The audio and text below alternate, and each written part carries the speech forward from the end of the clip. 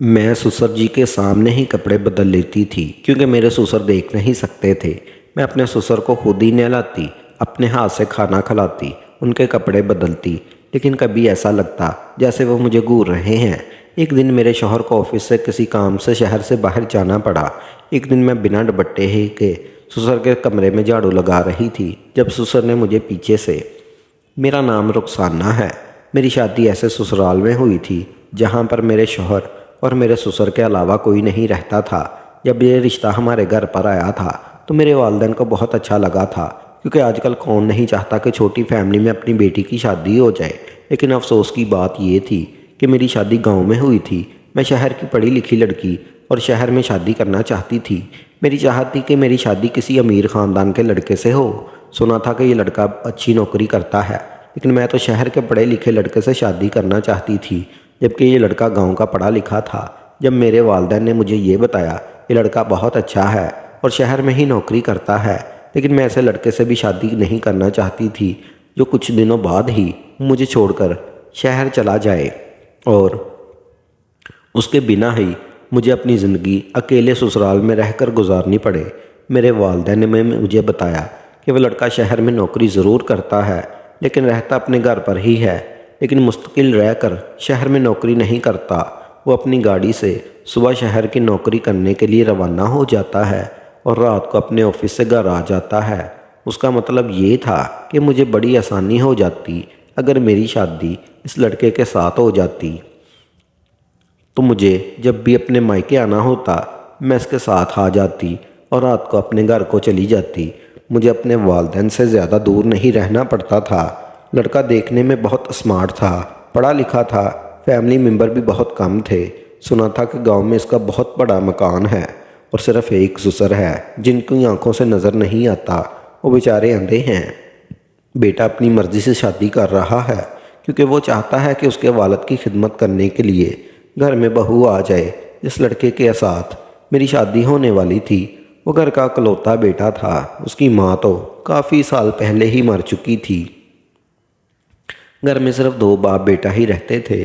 सुना था काफ़ी सालों से इन लोगों ने एक मुस्तकिल नौकरानी रखी हुई थी और नौकरानी पिछले 4 महीने पहले नौकरी छोड़कर जा चुकी थी और तभी से इन दोनों को घर में काम की परेशानी होने लगी थी। भला वो कब तक नौकरानी के सहारे ज़िंदगी गुजार सकते थे। एक न एक दिन तो उनके बेटे को शादी करनी ही थी। ऐसा नहीं था कि मेरे ससुर शुरू से ही अंधे थे, क्योंकि उनकी आंखों की रोशनी लगभग 3 साल पहले ही गई। उनकी आंखों में मोतिया बनता पानी आ गया था और उन्हें अपनी बीमारी के बारे में वक़्त पर पता नहीं चल सका। धीरे धीरे उनकी आंखों की रोशनी चली गई और एक दिन ये हुआ कि उनकी आंखों की रोशनी पूरी तरह से जा चुकी थी और उनको दिखाई देना भी बंद हो गया था।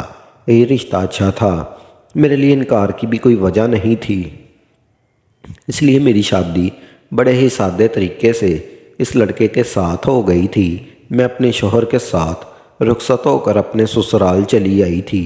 शादी के पहले दिन गांव की सारी औरतों ने मेरा बहुत अच्छे तरीके से इस्तकबाल किया। मुझे चारपाई पर बिठाकर सभी लोगों ने गिफ्ट भी दिए थे। मुझे अपने ससुराल के गांव की शादी बहुत अच्छी लगी थी और यहाँ के रस्म और रवाज भी बहुत पसंद आए थे। यहाँ आने के बाद मैंने अपने ससुर जी को सलाम किया और इस तरह करते करते काफ़ी दिन गुजर गए। मैं अपने ससुर के सारे काम करती, उनके कपड़े भी बदलती, पास बैठकर उनकी सारी बातें सुनती। वो बहू बहू कहकर मेरे करीब आ जाते थे। मेरे ससुर बहुत अच्छे आदमी, उनकी आदत बहुत अच्छी थी, लेकिन जब मैं घर का काम करती और मेरी नज़र अपने ससुर पर जाती तो ऐसा लग रहा होता कि जैसे वो मुझे घूर रहे हैं। लेकिन फिर भी मुझे एहसास होता कि वो मुझे कैसे देख सकते हैं। उनकी आंखों की तो रोशनी ही नहीं, वो मुझे देखकर मुस्कुरा भी रहे होते। कभी मुझे ये बात भी बहुत अजीब लगती, वो मुझे क्यों देखे जा रहे हैं। हर बार मैं ये बात भूल जाती थी कि मेरे ससुर एक बूढ़े और अंधे आदमी हैं और अपनी आंखों से कुछ देख नहीं सकते। हर रोज़ हमारे घर अलग अलग तरीके से औरतें आती और थोड़ी देर मुझसे बातचीत करने के बाद चली जाती। मेरे ससुर का कहना था हमारे लोग बहुत प्यारे और मोहब्बत वाले लोग हैं। हमारे गांव में जब कोई नई नवेली दुल्हन आती तो यहाँ की औरतें उससे तरह तरह की बातें करने लग जाती। मेरे ससुर अपने कमरे से भी बाहर निकल कर नहीं आते थे। मैं कभी अपने ससुर को देखकर अपने दिल में शर्म ले आती थी, क्योंकि थे तो वो मेरे ससुर ही। ससुर तो वैसे भी बाप की तरह ही होते हैं। मुझे तो बस ऐसा ही लगता था जैसे मेरे ससुर सबके सामने मुझे घूरते रहते हैं। कभी कभी तो मैं अपने माथे पर बल्ब भी डालकर उनको घूरने लगती थी। मैं पागल हो गई थी। हर बार ये बात भूल जाती थी कि मेरे ससुर अंधे हैं, क्योंकि हमारे घर में कभी कोई ऐसा था ही नहीं, इसलिए मुझे ऐसे लोगों की आदत भी नहीं थी। ऐसा मेरे साथ पहली बार हो रहा था। मैं अपने अंधे ससुर के साथ रह रही थी। मेरे शौहर रूटीन के मुताबिक सुबह के टाइम ऑफिस जाने के लिए निकल जाते और सारा दिन मैं और मेरे ससुर घर में अकेले रहते। मैं शौहर ने शादी मुझे रात ही समझा दिया था, तुम्हें मेरे अब्बू का बहुत ख्याल रखना है। काफ़ी सालों से हमारे घर पर नौकरानी रह रही थी और वो अब्बू का बहुत ख्याल रखती थी, क्योंकि सुबह के टाइम पर मैं जॉब के लिए निकल जाता था। जब अब्बू जी की आंखों की रोशनी थी तो तब भी वो खेतों में काम करने के लिए चले जाते थे, लेकिन जब उनकी आंखों की रोशनी गई थी उन्होंने घर पर ही रहना शुरू कर दिया था। कुछ महीनों तक नौकरानी ने साथ दिया और उसके बाद वो नौकरानी भी छोड़कर चली गई। तब से हमारे घर पर बहुत ज़्यादा परेशानी हो गई थी। पड़ोस वाली आंटी आकर मेरे अब्बू के लिए खाना बनाया जाया करती थी, लेकिन फिर भी इस तरह कब तक किसी की मदद ले सकते थे। शादी की पहली रात शौहर ने मेरी बहुत तारीफ़ की थी और अपने शौहर से तारीफ़ सुनकर मैं बहुत खुश हुई। मैंने उन्हें भरोसा किया कि आप अब्बू का हमेशा ख्याल रखूँगी, उन्हें कभी किसी चीज़ की कमी नहीं होने दूँगी। सुबह सुबह जब मैं सोकर उठती तो सबसे पहले अपने ससुर जी के लिए नाश्ता बनाती, और एक दो दिन तो मेरे शौहर बाज़ार से भी नाश्ता लेकर आए थे। उन्होंने कहा कि अभी तुम नई नवेली दुल्हन हो, कुछ दिन तुम आराम करो, उसके बाद तुम्ही ने घर सारा काम करना और संभालना है। मैंने घर का सारा काम करना शुरू कर दिया था, क्योंकि इस घर में कोई औरत नहीं थी। घर का काम करने के लिए भला मेरे शौहर भी कब तक इस तरह से बाज़ार से खाना या फिर नाश्ता लेकर आते। एक न एक दिन तो मुझे यहाँ किचन संभालना ही था। मेरे ससुर भी कहते कि बहू एक दिन खाना बाज़ार से आ जाएगा, लेकिन मैंने कहा नहीं अब्बू जी, मैं ऐसी लड़की नहीं हूँ जो हमेशा आराम करती रहे। मैं अपनी ज़िम्मेदारी निभाना चाहती हूँ और घर को अपने कंधों पर चलाना चाहती हूँ। ये घर तो मुझे ही संभालना पड़ेगा। मेरी बात सुनकर मेरे ससुर और शौहर खुश हो गए। उन्होंने कहा हमें घर के लिए ऐसी ही लड़की चाहिए थी। मेरे शौहर कहने लगे कि तुम बहुत खूबसूरत नहीं बल्कि खूबसूरत होने के साथ समझदार भी हो। मैं नाश्ते के मेज़ पर नाश्ता लगा दिया और मेरे ससुर जी भी नाश्ता करने के लिए मेरे सामने ही बैठे हुए थे। उनके सामने बैठ गई, फिर उन्हें अपने हाथों से नाश्ता निकाल कर दिया। मेरे शौहर ने अब्बू जी को अपने हाथ से नाश्ता करवाया। मेरे शौहर भी मुझे देखकर मुस्कुरा रहे थे। मेरा शौहर जब घर पर आते तो सब कुछ अपने अब्बू के अपने हाथों से ही खिलाते। उन्होंने मुझसे कहा था अब अगली बार से मेरे पीछे मेरी ये जिम्मेदारी तुम निभाओगी। मैंने अपने शौहर से खुश होते हुए कहा जी जी क्यों नहीं, मैंने सारे घर की जिम्मेदारी खुद ही संभालूंगी। मुझे ऐसे लग रहा था जैसे मेरे सामने बैठकर मुझे घूर रहा है। अपने शौहर के जाने के बाद घर का काम करती तो अपने गले में दुपट्टा नहीं डालती थी। यही सोचती थी कि घर में कोई नहीं है, ससुर जी तो है, उन्हें दिखाई नहीं देता, इसलिए मैं घर में रहते हुए भी कभी काम करती रहती और अपने ससुर जी के सामने किसी भी हालत में चली जाती थी। शौहर कहने लगा मैंने अब्बू जी से बहुत कहा था कि मैं आपको डॉक्टर के पास ले चलता हूँ, आपकी आंखों की रोशनी यहाँ आ सकती है वापस, लेकिन अब्बू जी हर बार मना कर देते और कहते कि बेटा मेरी उम्र हो गई है, मैंने तो अपनी ज़िंदगी में काफ़ी कुछ देख लिया, अब तुम्हारी ज़िंदगी जीने का वक़्त है, तुम शादी करो अपनी ज़िंदगी जियो। मेरा क्या है, एक दिन इस दुनिया को छोड़कर चला जाऊँगा, बूढ़ा हो चुका हूँ, धीरे धीरे जिस्म के अंदर बीमारियाँ पैदा हो रही हैं और एक दिन मेरे साथ सब कुछ ख़त्म हो जाएगा। तुम फिक्र मत करो, मैं देख नहीं सकता, सुन तो सकता हूँ ना, तुम सबको महसूस तो कर सकता हूँ। मैं तो बस तुम्हें खुश देखना चाहता हूँ और अपने जीते जी चाहता हूँ कि तुम्हारा घर बस जाए। बस यही कहकर अब्बू बात ख़त्म कर देते थे और वो अभी तक एक बार भी मेरे साथ डॉक्टर के पास नहीं गए। मैंने कहा आप ज़बरदस्ती अब्बू जी को डॉक्टर के पास ले जाते। मेरे शौहर ने मुझे बताया था कि तुम्हें नहीं पता अब्बू बहुत ज़िद्दी हैं, मैं उनके साथ ज़्यादा ज़बरदस्ती भी नहीं कर सकता था, शायद अपनी ज़िंदगी में इसी तरह से खुश हैं। शौहर ने कहा था कि वो मेरे आने से पहले उनके सारे काम करते थे, लेकिन अब काम करने की सारी जिम्मेदारी मेरी हो गई है। मैं अपने ससुर को अपना बाप समझकर उनके सारे काम किया करती थी। मैंने अपने शौहर को यकीन दिलाया था कि आपको मेरे होते हुए घर में भी कोई परेशानी नहीं होगी। एक दिन ससुर कहने लगे देखो बहू, मेरे नसीब में क्या लिखा है, कि मैं अपने घर की बहू को अपनी आंखों से नहीं देख सकता। मैंने कहा, ससुर जी कोई बात नहीं, आप इस तरह से मेरी मौजूदगी को महसूस कर सकते हैं। वो शादी के कुछ दिन तो इसी तरह से गुजरते चले गए, लेकिन होश तो मेरे तब उड़े जब मेरे शौहर को कुछ दिन के लिए शहर में रुकना पड़ गया था। मैंने उन्हें कहा था कि आप मुझे इन दिनों मेरे मायके में छोड़ दो, लेकिन वो मेरे शौहर का कहना था कि मैं इस तरह से तुम्हारे मायके में नहीं छोड़ सकता, क्योंकि यहाँ पर मेरे अब्बू जी मौजूद हैं। उनका ख्याल कौन रखेगा? उनको अपने हाथों से खाना भी तो तुम ही खिलाओगी ना, और उनके कपड़े भी तुम ही चेंज करोगी।